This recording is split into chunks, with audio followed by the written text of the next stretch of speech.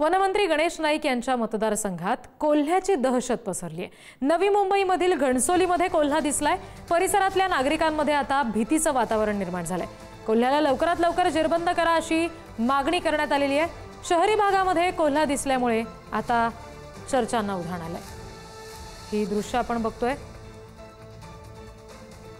या भिंतीवर चढून जाताना हा कोल्हा आपल्याला पाहायला मिळतोय। उपस्थित असलेल्या तिथल्या नागरिकांची सुद्धा त्यानंतर तारंबळ उडालेली आहे आपण बघतोय।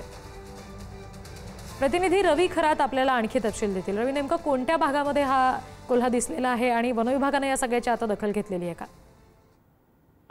रिद्धी, नक्कीच आपण पाहतोय की वनमंत्री गणेश नाईक यांच्या नवी मुंबईतील ऐरोली मतदारसंघात कोल्हा पाहायला मिळाला आहे। खरं तर नवी मुंबईतील घणसोलीमधील मेघमल्हारची सिडकोचं संकुलन आहे, त्या ठिकाणी कोल्ह्याचं दर्शन झालेलं आहे। यामुळे संकुलात राहणारे आणि परिसरातील नागरिकांमध्ये सध्या भीतीचं वातावरण निर्माण झालेलं आहे। या कोल्ह्याला लवकरात लवकर जेरबंद करावी अशी मागणी सध्या नागरिक करत आहेत। व तसेच पहिल्यांदाच आपण पाहतोय की ऐरोलीमध्ये हा शहरी पट्टा मानला जातो आणि या शहरी पट्ट्यात कोल्ह्याचं दर्शन दिसल्यामुळे सध्या नागरिकांमध्ये भीतीचं वातावरण आहे आणि हा कोल्हा आला कसा, आता अशा ज्या चर्चा आहेत त्या सध्या आता ऐरोली परिसरात त्या रंगू लागल्या आहेत। आणि खरं तर वनमंत्री गणेश नाईक यांच्याच मतदारसंघात कोल्हा दिसल्याने सगळीकडे या विषयाला मोठं एक म्हणजे चर्चा सुरू आहे।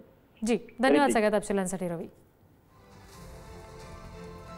शहरी भागामध्ये कोल्हा दिसल्यामुळे आता पुन्हा एकदा चर्चा वाढल्यात। मानवी वस्तीमध्ये अशा पद्धतीनं वन्य प्राणी दिसणं हे प्रकार आता वाढत चाललेत आणि आता नवी मुंबईमध्ये सुद्धा तसाच प्रकार घडलेला आहे। नवी मुंबईत घणसोलीमध्ये चक्क कोल्हा दिसलाय। नागरी वस्ती आहे, ही इमारत आहे जिथे आपण बघतोय नागरिक आजूबाजूला आहेत आणि हा कोल्हा त्या ठिकाणी दिसल्यानंतर नागरिकांची सुद्धा पळापळ झाली आहे।